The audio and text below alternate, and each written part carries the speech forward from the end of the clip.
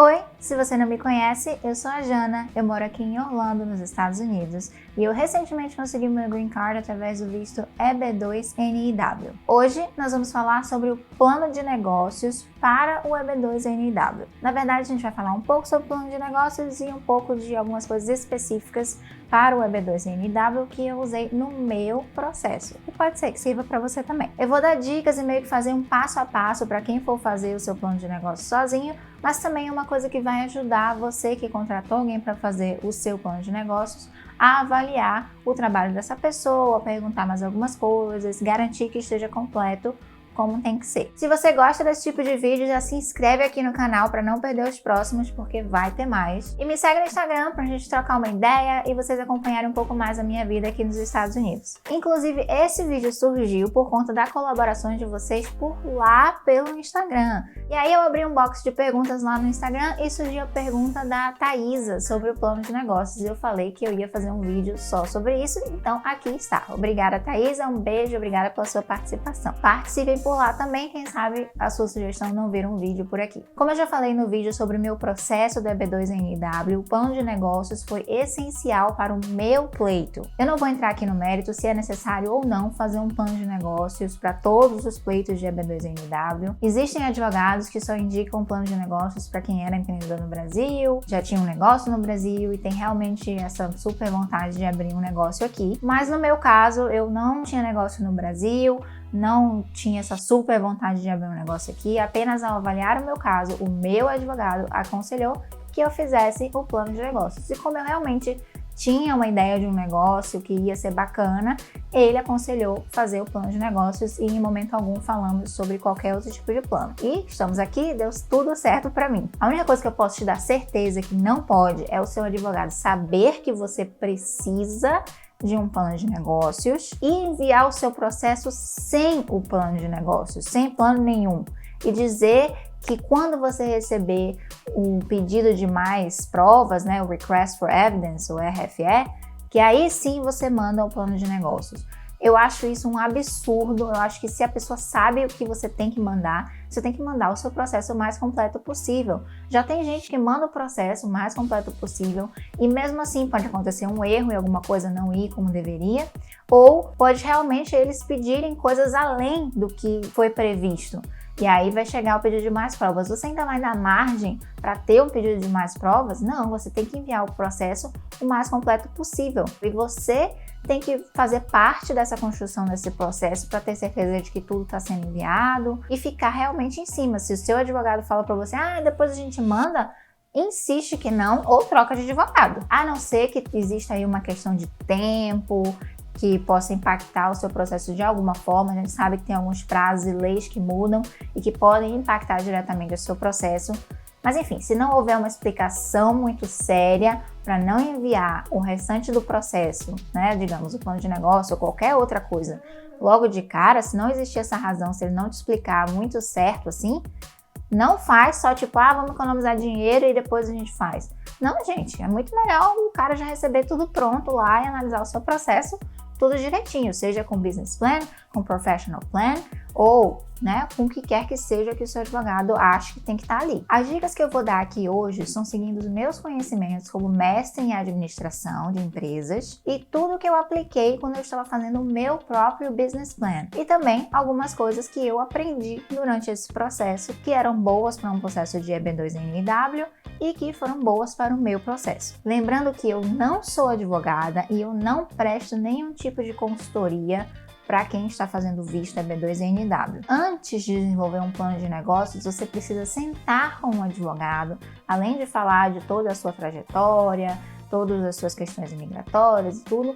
Se você resolver fazer um EB2NIW, você vai sentar com um advogado, conversar sobre a sua ideia de negócio, definir qual é esse negócio e ele vai te dizer se tem chances ou não o seu pleito com base nesse negócio que você está propondo, para aí sim você partir para um plano de negócio, seja um plano de negócio que você vai fazer ou que você vai contratar alguém para fazer. Com base nisso que eu acabei de falar, já vem a minha primeira dica, que foi o meu primeiro aprendizado. Tenha um advogado disposto a trabalhar com você nesse plano de negócios, a revisar o seu plano de negócios e a basicamente te orientar nessa etapa também. Não importa se você contratou alguém para fazer, se você vai fazer sozinho, esse advogado ele tem que estar disposto, número 1, como eu falei, a definir esse negócio junto com você e também te ajudar apontando elementos-chave no plano de negócios que ele acredita que vão fortalecer o seu pleito. Então essa é a primeira coisa e é realmente essencial, mas vocês vão entender melhor como tudo se encaixa quando eu começar a descrever aqui o passo a passo do plano em si. Um plano de negócios por si só, na vida, né, não falando de visto, já não é um pacote fechado de coisas, tem que ser assim para todos os negócios. Não. Por exemplo, se você não vai apresentar aquele plano para alguém, para investidores ou para o pleito do visto, é um plano de negócios para você, você vai fazer análise, você vai fazer várias coisas, mas alguns detalhes pode ser que você não coloque ali, porque você está fazendo para você mesmo orientar a sua empresa. Então tem coisas que você não precisa se aprofundar. Mas sem dúvida um plano de negócios beneficia qualquer empresa. No caso do plano de negócios para o EB2NIW, definido o negócio é que você vai partir para escrever o plano em si. E você vai começar pelo Executive Summary. Como o nome já diz, vai condensar tudo que depois você vai discorrer sobre no seu plano de negócios. É um panorama do que é o seu negócio, em qual mercado ele vai atuar, qual é o público-alvo e como atender esse público-alvo. Você vai revisitá-lo muitas vezes enquanto você estiver construindo os outros itens do plano de negócios. Você vai achar informações novas durante o processo e você vai voltar lá para complementar o texto. Mas é importante que você escreva ele primeiro para estabelecer os pontos essenciais, os pontos principais que você tem que buscar informações para provar e fazer sentido naquela estrutura no restante do seu plano de negócio. Então, no fim, o Executive Summary é a primeira e a última coisa que você vai fazer, porque você vai fazer ele, vai revisitá-lo muitas vezes. Quando você terminar de escrever tudo, você vai voltar para ele e ver se está fazendo sentido com tudo que você escreveu. É nesse Executive Summary que já vão entrar todas as justificativas que o seu advogado bolou para esse negócio ser interessante para os Estados Unidos, para você ser uma pessoa interessante, assim, que ele bolou não, né? Que ele analisou com você e pontuou aqui. Esses são pontos importantes que a gente tem que colocar quando for apresentar o seu negócio. Então aí, nesse Executive Summary, você já vai enfiar um pouco disso. Você vai repetir muitas vezes isso durante o plano de negócio, mas tem que estar aqui com certeza. Mas, obviamente, você não vai escrever que nem no ensino fundamental, né? Esse negócio é importante para os Estados Unidos por causa disso, disso e disso. A pessoa que está pedindo visto é importante por causa disso. Não. Você vai construir melhor esse texto aí para ficar subentendido tudo isso que é o que você, no final de contas, quer dizer, né? Por exemplo, você vai falar, na região XYZ acontece isso, isso e isso, tá? São dados que você pesquisou. E você vai colocar o máximo possível de diferentes fontes provando a mesma coisa, aquela verdade que você está estabelecendo ali com base nessas pesquisas. Depois, baseado nesses dados, você vai demonstrar uma demanda de mercado. Essa situação está acontecendo e existe aqui uma necessidade por um produto ou serviço. E você também vai incorporar o seu público-alvo nessa explicação, porque de várias pessoas que estão tendo essa necessidade desse produto ou serviço, qual é o seu público-alvo, ou se é todo mundo, que seja, você tem que especificar quem são essas pessoas que precisam do produto ou serviço. E aí a sua empresa vai entrar como uma solução. A sua empresa vai trazer aquele produto ou serviço para atender aquele público-alvo. Viu como fica tudo bem amarradinho? Isso é excelente para qualquer empresa ter essa noção específica de qual necessidade você está tentando suprir, de quem é o público-alvo que você vai correr atrás, porque isso impacta tudo, desde, sei lá, a embalagem do seu produto, onde você vai vender, tudo. É bom para todo mundo, mas para o EB2NIW em específico é super importante porque até um leigo total consegue entender por que o seu negócio vai beneficiar os Estados Unidos se for colocado dessa maneira. Você vai só pincelar tudo isso de forma que fique um texto coerente, não é informação solta, sem explicação, não, é tudo amarradinho mas é resumido. Lembra que você ainda vai falar sobre tudo isso no decorrer do plano de negócios. Depois você vai adicionar um item que é bem específico, porém breve. Você vai descrever exatamente como se você estivesse falando com uma pessoa muito burra qual é o seu público-alvo. E você vai botar isso em um lugar separado porque isso é extremamente importante. O seu público-alvo ajuda a reforçar a necessidade. Então, a explicação do público-alvo dá coerência àquela demanda de mercado. Você já mencionou isso no item anterior, mas agora você vai dizer apenas: eu vou oferecer tal coisa para tais pessoas. E por quê?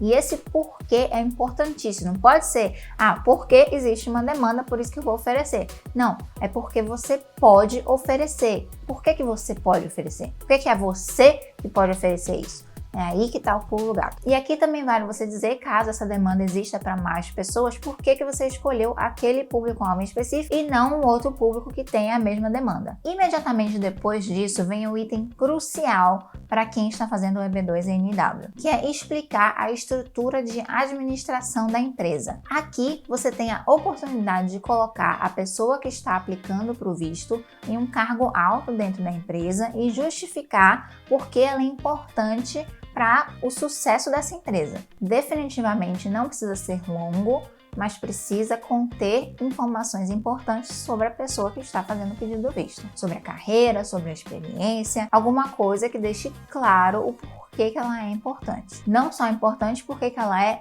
essencial. Ok, já estamos na dica de número 5 e entra um item também importante, no qual você vai explicar o seu negócio em si. Você vai detalhar tudo que você está se propondo a fazer como empresa, como a descrição das principais atividades que serão desenvolvidas, que é basicamente como a sua empresa vai trabalhar, como é que acontece o primeiro contato com o cliente, o que é entregue ao cliente, os diferentes tipos de entregas. E aí entra também os serviços ou produtos oferecidos, que você já mencionou, mas agora você vai destrinchar cada um. Se você vai entregar uma cesta de maçã, você vai descrever: o produto é uma cesta de maçã, a cesta é feita assim, assim, assado, vem na embalagem assim, assim, assada, a maçã é assim, de tal natureza, e é dessa forma que você vai descrever o seu produto ou serviço, né? Dica 6. Nesse item você já pode colocar a sua análise de mercado, que vai justificar porque você escolheu o mercado que você escolheu,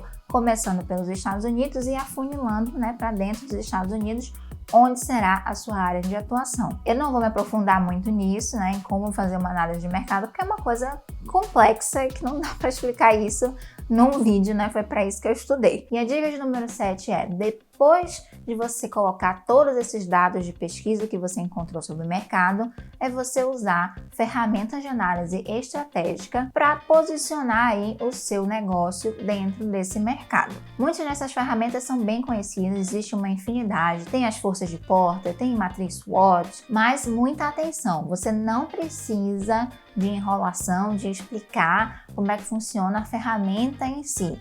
Eu entendo que para uma pessoa leiga no assunto, se você está vendo isso pela primeira vez, talvez você vá pesquisar o que é e aí tenta colocar no seu plano de negócios. Você não precisa apresentar a ferramenta, o que são as forças de Porter, o que é uma matriz SWOT, como funciona, nada disso. Você vai fazer a análise e o resultado daquela análise usando a ferramenta é que vai entrar no plano de negócios. Por exemplo, você vai dizer: analisando XYZ, que já é o nome de um fator de análise utilizado comumente com essa ferramenta, a empresa tem chances de sucesso por causa disso, disso e disso. Ou tal coisa representa um desafio por causa disso, disso e disso, que vamos superar de tal maneira. Depende muito da ferramenta que você está utilizando. Agora, se eu falei completamente grego para você e você realmente contratou alguém para fazer seu plano de negócios e não quer entender nada disso, basta você perguntar para a pessoa que ferramentas de análise estratégica foram utilizadas. E se a pessoa souber te dizer de bate pronto, ok, você já pode descansar que essa pessoa usou alguma ferramenta. Se ela não souber do que você está falando, talvez ela não conheça o termo, ou não fique claro para ela o que é que seja, dá esses exemplos que eu dei aqui. E aí, se a pessoa ainda assim não souber do que você está falando, sai correndo e contrata outra pessoa, porque não dá. Como eu já falei antes, o oficial que analisa o seu caso, ele dificilmente vai ser especialista na sua área. Então, quanto mais mastigada a informação estiver, de uma forma que ele entenda, isso fica mais fácil. E é isso que essas ferramentas de análise estratégica fazem, além, né, de obviamente ajudar a fazer a análise, elas também, por serem comumente usadas, terem termos que são conhecidos pelas pessoas, fica mais fácil de passar a informação de uma forma que qualquer interlocutor entenda. Eu acho interessante que você adicione pelo menos umas 3 ferramentas de análise estratégica. Depois de fazer a análise estratégica, você vai apresentar a estratégia da sua empresa. Você já mencionou lá a forma que você ia superar certos desafios e tudo, não, mas agora você vai realmente descrever a estratégia e o plano de crescimento da sua empresa. Claro que o crescimento é muito importante para qualquer empresa, mas novamente, principalmente para quem está fazendo o EB2NIW, o crescimento é importante porque crescimento movimenta a economia. A estratégia e o plano de crescimento tem que ser real, tem que ser baseado em fatos, porém tem que ser otimista, tá? Tenham isso em mente. Você vai considerar os desafios e formas de controlá-los, mas não esqueça de ser otimista com relação ao seu negócio. As coisas vão dar certo. Se depois não der certo, sempre tem ajustes que você pode fazer na sua estratégia. Como eu falei, é para isso que serve o plano de negócio. Você constrói ele e vai ajustando a estratégia à medida que o tempo vai passando e a sua empresa vai rodando. Essa sua estratégia vai incluir um plano de contratações, um resumo de um plano de marketing. Você não precisa se aprofundar super ali, mostrar peças, nem nada disso. Você só vai dizer como que vai ser o marketing, como vão ser os investimentos. E também, você tem que incluir os seus orçamentos. E você pode coroar tudo isso com a proposta de valor do seu negócio. Estabelecido isso tudo, a dica de número 9 é que você inclua no próximo item o seu plano financeiro. Basicamente, como você vai cobrar, ganhar dinheiro e como você vai gastar esse dinheiro. Quais os investimentos que você vai fazer na sua empresa. É aqui que você vai calcular o break-even do seu negócio. Quando é que ele realmente vai começar a fazer dinheiro. Esse ponto é bem complexo e vai variar muito, como tudo aqui, de negócio para negócio. Mas tendo em mente o EB2NIW em específico, é importante ter em mente que o seu negócio não precisa começar grande ou ter um grande investimento. Só que tem um porém aí, que vai nos levar à dica de número 10. E eu vou falar já qual é. Assim que você der like nesse vídeo. Achou que eu não ia pedir, né? Mas eu lembrei. Se você viu o vídeo até aqui, eu tenho certeza que você tá gostando, então vai agora e dá o seu like. Ok, dica 10. O negócio não precisa ter um super investimento inicial. Não precisa nascer grande. Mas, por outro lado, você precisa demonstrar potencial para ser grande. E ninguém precisa nem ser advogado para entender isso. Se você, tá? Com os seus conhecimentos agora, tivesse que dar um visto para uma pessoa que está abrindo uma quitanda, para vender frutinha, coisinhas assim, mercearia e tal, não seria muito melhor, não pareceria muito mais atraente para você se essa pessoa estivesse se propondo a, em 5 anos, ter uma rede de quitandas abertas? Ou um franchise para quitandas? Ou uma rede de quitandas em 2 anos e uma rede de super quitandas em 3 anos? Se você aí fosse agente e tivesse que aprovar um caso desse que a pessoa está abrindo uma quitanda, por melhor que essa quitanda fosse, você não se sentiria mais inclinado a dar um visto? Por mais,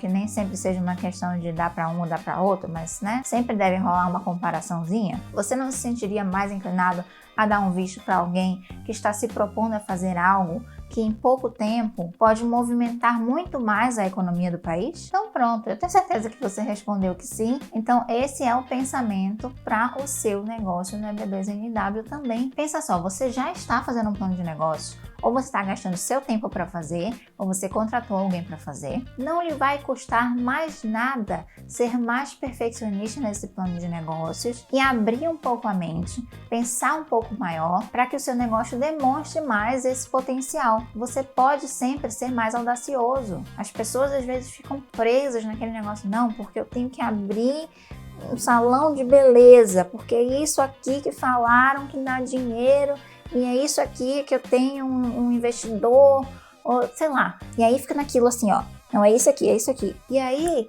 na hora de fazer o plano de negócio, vai se propor a só fazer aquela coisa. Não dá, gente. Vocês têm que se propor a ser maiores. Acreditem no potencial de vocês. Se você não acreditar em você mesmo, como é que o país vai acreditar em você? Mas aí, ok, digamos que você tem um super investimento, já tem tudo arquitetado e você quer começar grande. Da mesma forma, eu te digo, se proponha a ser maior. Seu plano de negócio tem que sempre mirar no crescimento, não pode ser em ficar estagnado. Aliás, isso é ótimo para qualquer empresa, viu? Não é só para o EB2 não. Inovação e crescimento é o que faz as empresas irem para frente. Não fiquem com mentalidade tacanha. Agora me diz, você já tinha pensado em todos esses pontos para o seu plano de negócios? Você está fazendo o seu plano de negócios ou você contratou alguém para fazer? Você acha que agora vai ficar mais fácil depois de ter visto esse vídeo? Me conta aqui nos comentários. Eu sempre respondo os comentários dos vídeos e a gente conversa bastante por aqui também. Se você sempre assiste meus vídeos e tá aí todo domingo comigo acompanhando,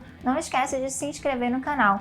Para não perder os próximos vídeos, e 2, porque isso me ajuda muito a crescer aqui no YouTube e a espalhar essa informação e esse conteúdo que pode ajudar muito mais gente a realizar o sonho de morar nos Estados Unidos. Eu não cobro nada por esse conteúdo aqui, eu elaboro tudo, eu escrevo meus roteiros, faço minhas pesquisas e essa é uma forma de você me ajudar a continuar produzindo. Novamente, se você quiser, também me acompanha pelas redes sociais, principalmente no Instagram, porque aí eu conheço a carinha de vocês. Eu sempre vou lá bisbilhotar quem é que tá me seguindo, quem é que tá falando comigo. E é isso. Espero que vocês tenham gostado. Até o próximo vídeo.